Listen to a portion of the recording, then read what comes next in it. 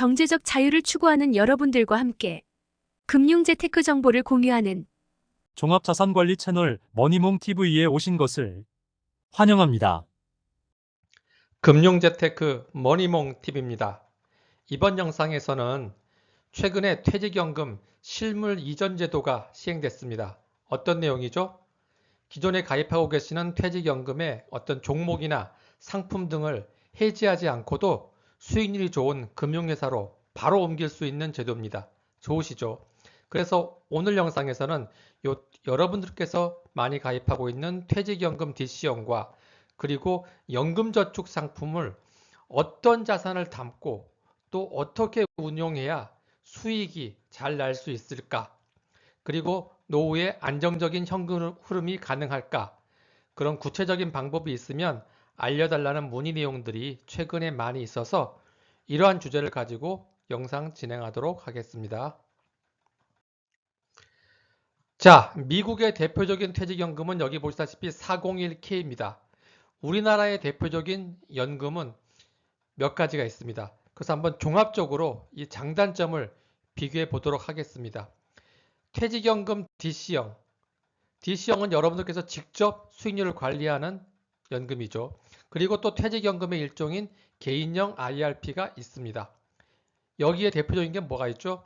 그 다음에 연저펀이라고 할 수 있는 연금저축펀드와 연금저축보험이 있고요. 그 다음에 또 연금보험, 비슷한 이름들이 있죠. 요 연금보험은 또 세제 비적격이라고 들어보셨나요? 요거랑 요거의 차이점이 뭔지 한번 알아보도록 하겠습니다. 이 퇴직연금 DC형과 개인형 IRP의 특징은 어떤 운용자산이냐?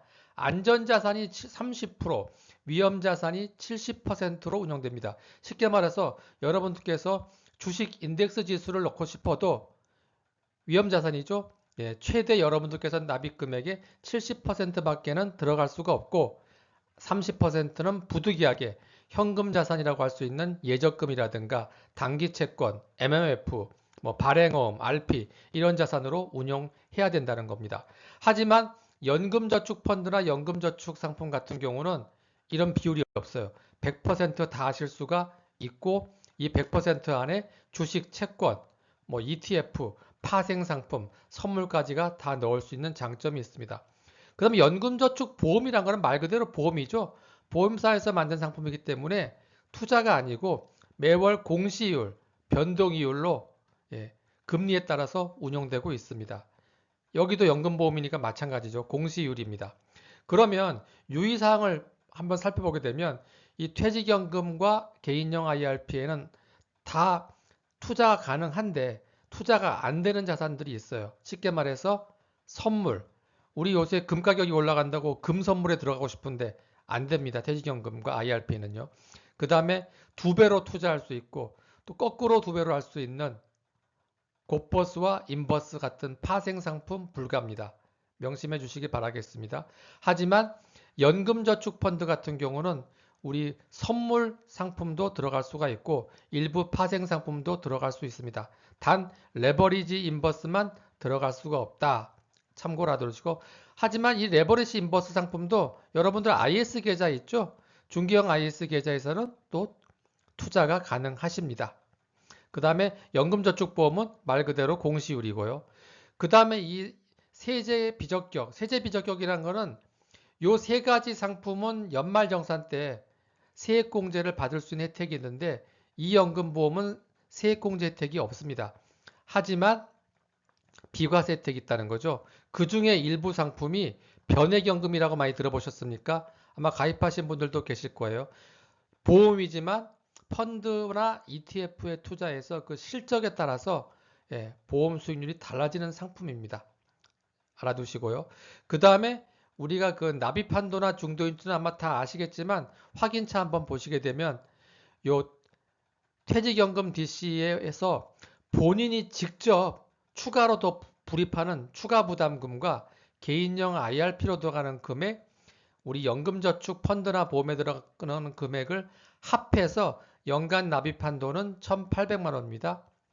그 다음에 내가 중간에 중도 인출을 하고 싶다. 다 되나요? 예, 퇴직연금이나 IRP는 특별한 사유가 없으면 중도 인출이 불가하고 나중에 55세 이후에 연금으로 수령하는 상품들입니다. 그렇기 때문에 내가 중간중간에 돈이 필요할 때 중도 인출을 원하시는 분들은 요 연금저축 펀드를 활용하시거나 보험을 활용하시는 게 되겠습니다. 변액연금도 물론 추가 납입이나 중도 인출이 가능합니다. 그 다음에 우리 혜택들이 있죠, 혜택. ISA 만기 자금 3년 의무 가입 기간 끝난 다음에 난 더 연장하지 않고 요 60일 이내에 연금 계좌, 쉽게 말해서 어떤 거죠? 우리 연금저축 펀드나 개인용 IRP 계좌에 금액을 옮기게 되면 추가로 10%나 300만 원 한대로 추가 세액 공제가 가능하다는 점. 그러니까 추가 세액 공제 받고 중도 인출까지 하고 싶으시면 어떤 게 좋아요? 요 연금저축 펀드가 제일 좋다는 것을 아실 수가 있죠. 나머지 똑같습니다. 근데 요 변액연금이나 일반 연금보험은 이런 세액공제 혜택은 전혀 없습니다. 그리고 우리 세액공제 혜택은 개인용 IRP만 가입하신 분들은 그 퇴직연금 DC에 본인 부담금 합해서 900만 원까지 가능합니다. 근데 나는 연금저축펀드에 이미 600만 원을 넣고 세액공제를 받을 것 같다. 그러신 분들은 합해서 900이니까 300만 원만 IRP에 더 넣으시거나 퇴직연금 DC에 본인 부담금으로 넣으시면 되겠죠. 합산입니다. 그래서 우리 연봉에 따라서 뭐 5,500만 원 넘어가신 분들은 13.2%, 그 다음에 그 미만이신 분들은 16.5%의 세액공제를 받으실 수가 있고 연말정산 때 이제 환급 받으시는 거죠. 그 다음에 연금보험이나 이런 변액연금 같은 경우는 어떻게 해줘야 비과세 해주느냐? 연말정산 시 세제 혜택은 없지만 비과세 혜택이 있어요. 연금 받을 때. 일시납으로는 1억 원, 대신 10년 유지해야 됩니다. 월적립식 월납으로는 150만 원 이내, 이건 추가 납입까지 포함이에요. 5년간 적립하시고 5년을 더 이연시키는 겁니다. 그래서 10년 맞추는 거죠. 그러면 나중에 연금 받거나 일시금으로 찾으실 때 보험 차익 비과세 혜택이 있다. 이것도 참고로 알아두시기 바라겠습니다. 그 다음에 연금을 수령했을 때는 다 아시겠죠? 우리 그 퇴직연금이나 IRP에도 연금 받으실 때는 대신 이제 확정적으로 10년, 20년, 30년, 뭐 증액형, 100세 만기 이런 식으로 해가지고 연금을 받으시는데 세액공제를 받은 부분에 대해서는 69세까지는 5.5%, 70세는 4.4%, 80세 이상은 3.4%로 연금소득세를 차감하고 받는다. 다 똑같습니다.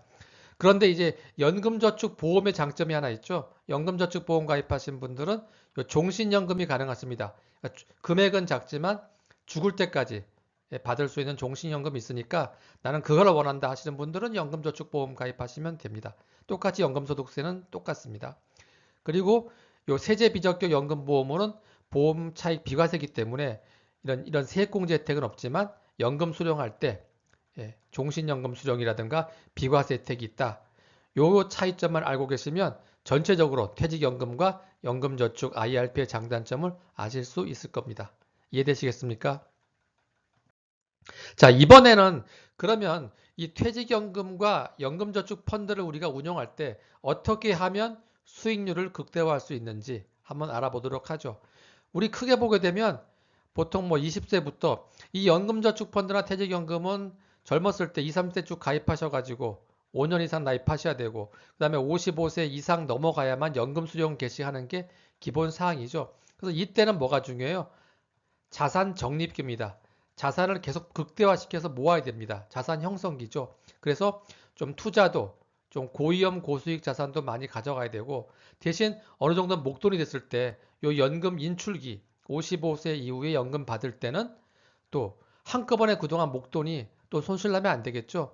그래서 분산 투자를 통해서 안전한 상품, 그 다음에 인컴형 자산으로 바꾸는 게 핵심 포인트라고 말 수 있고 이렇게 자산 운용을 적립하면서 아까 말씀드린 이런 세액공제 혜택도 이제 미리 받으시는 겁니다. 자, 그러면 미국의 그 직장인 분들은 401k라는 퇴직연금을 가지고 은퇴할 때 연금 100만 장자라고 은퇴한다고 여러분 많이 들어보셨죠? 그럼 어떻게 하면 이렇게 10억 이상의 자산을 운용하면서 내가 마음 편하게 노후장을 만들까? 그 이유를 말씀드리겠습니다. 그분들은 어때 특별히 특별한 자산에 가입하고 있습니까? 미국의 퇴직연금 401k에 제일 많이 가입하는 대표적인 상품은 우리가 늘 아는 S&P 500 지수입니다. 미국의 대표적인 지수고 11개 섹터로 이루어져 있죠. 왜 이게 중요하냐면요. 우리 그 워렌 버핏도 유언을 남겼죠. 내가 죽으면 내 자산의 90%는 S&P 500에 담아라. 그 이유는 바로 여기에 있습니다. 자동 리밸런싱이 가능해요. 여기에 500대 기업 중에서 실적이 제대로 안 나는 기업 같은 경우는 연말에 퇴출됩니다. 이번에 인텔이라는 회사가 그 다우지수에서 퇴출됐죠. 그리고 엔비디아가 새로 들어갔습니다. 똑같은 혜택이에요. 그렇기 때문에 나스닥백도 마찬가지입니다. 이건 기술주, 성장주 위주로 되어 있는데 실적을 제대로 못하는 내는 종목 같은 경우는 연말에 리밸런싱 할 때 자동적으로 퇴출되고 실적이 좋은 스타트업 회사들이 새로 들어가기 때문에 항상 나스닥이나 S&P 500 종목들은 실적을 낼 수밖에 없기 때문에 이게 우상향한다는 믿음이 강하다는 겁니다. 그래서 미국의 퇴직연금 가장 많이 들어가는 게 S&P 500, 두 번째가 나스닥 100입니다. 우리나라도 이렇게만 하시면 돼요. 그리고 세 번째가 이제 TDF예요. TDF라는 거는 내가 뭐 일일이 이런 그 주식이나 채권을 고르기 어렵다 하시는 분들은 그 타겟 데이 펀드 또는 TRF, 타겟 리스크 펀드라고 합니다. 예.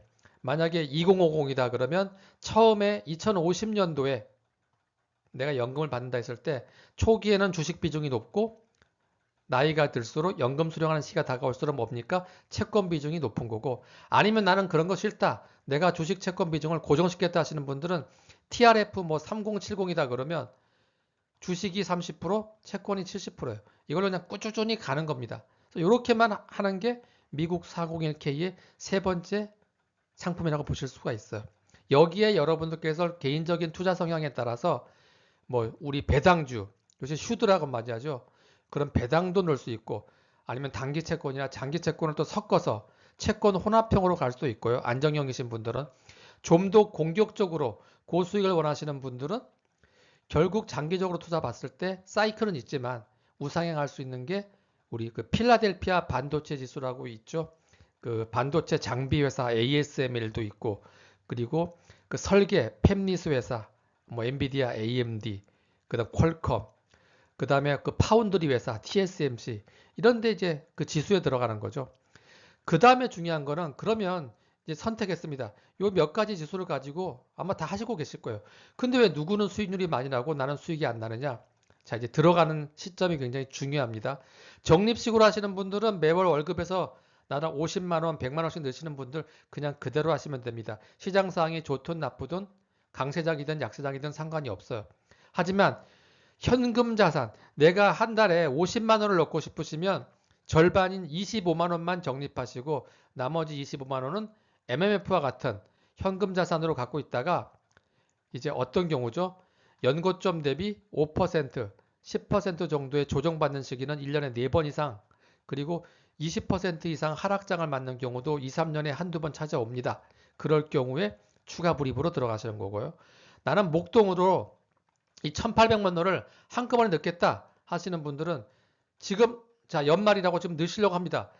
근데 문제는 지금 3대 지수가 다 신고가죠. 굉장히 지금 높죠. 이럴 때는 넣으시면 안 돼요. 기다리시는 겁니다. 기다렸다가 조정장이 왔을 때 분할 매수. 난 조정장을 잘 모르겠다. 그러면 이제 정보를 듣고 있다가 구체적으로 이 전문용어로 말하면 그 상대 강도 지수 RSI라고 있습니다. RSI가 과매도 상황인 30 이하로 떨어지거나 그 빅스 지수라고 많이 들어봤죠? 변동성 지수. 지금 빅스 지수는 굉장히 낮습니다. 하지만 이게 30 이상 올라갔을 때 요럴 때 내가 만약 1,000만 원을 넣는다 그러면 2,000만 원씩 5번 쪼개서 들어가시는 거예요. 이거를 조정장이 왔을 때 들어가는 매수법입니다. 이렇게 하시는 분과 하지 않고 그냥 무작정 하시는 분들과의 나중에 똑같은 자산에 투자하지만 수익률은 시간이 지날수록 천차만별이다. 이걸 꼭 명심해 주시기 바라겠습니다. 그리고 은퇴 시점이 돌아오면 당연히 이제 주식 비중을 줄이시고 그다음 연금 수령하면서도 물가 상승률 이상은 해지해야겠죠. 그러면 단기 채권이나 TIF, 타겟 인컴 펀드예요. 주로 채권 비중이 높습니다. 그다음 배당주, MMF, 현금성 자산에 놓으면서 연금을 수령하시는 게 이 방법을 활용하신다면 여러분들께서도 안정적인 수익률과 안정적인 현금 흐름이 가능한 퇴직연금과 연금저축펀드를 운영하실 거라고 보실 수 있겠습니다. 아시겠습니까? 자, 이제 마지막으로 그 다음에 이제 또 물어보시는 게 있죠. 환해지 상품이 좋아요? 환노출 상품이 좋아요? 환율 변동 리스크가 있죠. 해외에 들어가기 때문에. 이 H가 환해지 상품이고요. 끝에 UH가 붙으면 언해지 상품입니다. 환율에 완전히 노출된 거죠. 어떤 게 좋을까요, 여러분들? 지금 환율이 굉장히 높습니다. 원달러 환율이 거의 1400선이고 1300선이 이제 환율의 뉴 노멀이라고 합니다. 여러분들은 어떤 걸 선택하고 싶으십니까? 쉽게 말하면 달러 가치가 이제 앞으로 시간이 지날수록 계속 하락하겠다. 어떤 분들은 이제 금리가 계속 내려가니까 달러가 내려가지 않을까? 그럼 환해지해야지 지금. 이렇게 하시는 분도 있고 아니다. 과거에는 원달러 환율이 한 1150이 평균이었는데 이제는 트럼프 트레이드 효과도 있고 해서 금리도 높고 쉽게 떨어지지 않는다. 한 1200, 1300이 이제 뉴 노멀이 될 것이다 하시는 분들은 오히려 환노출 상품으로 가시는 게 더 유리할 수가 있겠죠. 그건 달러 가치가 상승하는 국면에 유리합니다. 자, 그러면 그 선택 포인트를 제가 말씀드리겠습니다. 환율을 해지할 때요, 비용이라는 게 있습니다. 금리가 낮은 국가에서 높은 국가에 투자할 때 이 비용이 발생해요. 쉽게 말 예를 들어 보죠. 현재 미국의 기준금리 상단이 얼마입니까? 얼마 전에 내려서 4.75%죠. 한국의 기준금리는 금통위에서 얼마 전에 내려서 3.25%입니다. 차가 얼마예요? 1.5%. 과거에는 신흥국인 한국이 더 기준금리가 높았죠. 선진국인 미국보다. 지금은 그 코로나 팬데믹 이후에 지금 바뀌었죠. 그러면 지금 여러분들께서 환해지 상품을 가입하시면 낮은 국가에서 높은 국가 통화로 투자하는 거죠. 그럼 1.5%의 비용이 발생하기 때문에 마이너스 1.5%를 안고 들어가신다고 보시면 되고요. 반대로 나중에 한국의 기준금리가 만약에 4%대고 미국의 기준금리가 더 떨어진다 하게 되면 환해지 했을 때 오히려 추가 수익 1.5%, 1%더 먹고 들어갑니다. 요거를 꼭 알고 계시기 바랍니다. 그래서 쉽게 말하면 우리 그 보험 그 인슈런스 효과라고 자산 배분과 통화 분산이라는 말 많이 들어보셨죠? 통상 내가 주식 만약에 투자를 한다. 미국 주식에 투자한다. 그럼 미국 주가가 상승하면 S&P 500이나 나스닥이 상승하면 달러 원 환율은 올라가요, 떨어져요? 통상 이론적으로는 떨어지죠. 반대면 미국 주가가 급격히 우리 코로나처럼 떨어지면 원달러 환율은 상승하죠. 이게 기본입니다. 그렇기 때문에 주식이 올라가면 환율이 좀 빠져도 주식에서 수익을 내면 되고 주식이 만약에 손실이 많이 하락장에서 손실이 크면 이 환율 방어로 통해서 환율이 올라가니까 올해 지금 코로나 이후에 연평균 지금 환 차익이 한 6에서 7% 정도 지금 환 차익이 나고 있습니다. 그래서 원화로만 투자하는 것보다는 달러로 투자하는 게 더 강하다는 그런 내용들이 나오고 있죠. 그래서 개인적으로 봤을 때 여러분들께서 연금계좌 같이 정말 10년, 20년 장기 분산 투자하는 상품 같은 경우는 요 보험 효과를 노리는 자산 배분과 통화 분산 효과가 중요하기 때문에 이 비용도 중요하죠. 환노출형이 현재로서는 더 유리하다. 하지만 나중에 한국의 기준금리가 미국의 기준금리가 보다 더 높은 상태가 되면 그때는 환해지로 들어가도 괜찮다. 요거를 꼭 명심해 주시기 바라겠습니다. 자, 오늘 영상 잘 보셨습니까? 어떻게 도움이 되셨나요? 그래서 우리도 퇴직연금과 연금저축펀드 잘 운영해서 미국의 401k 운영하는 것처럼 해서 여러분들께서도 연금 백만장자가 되시길 바라겠습니다. 오늘 강의 내용과 관련해서 혹시 궁금한 점이 있으신 분들은 댓글로 남겨주시고 또 도움이 되었거나 이런 재테크 관련 영상을 계속 보고 싶으신 분들은 구독, 좋아요, 알림 설정해 주시면 저에게는 큰 힘이 되겠습니다. 자, 그러면 다음 기회에 또 찾아뵙도록 하겠습니다.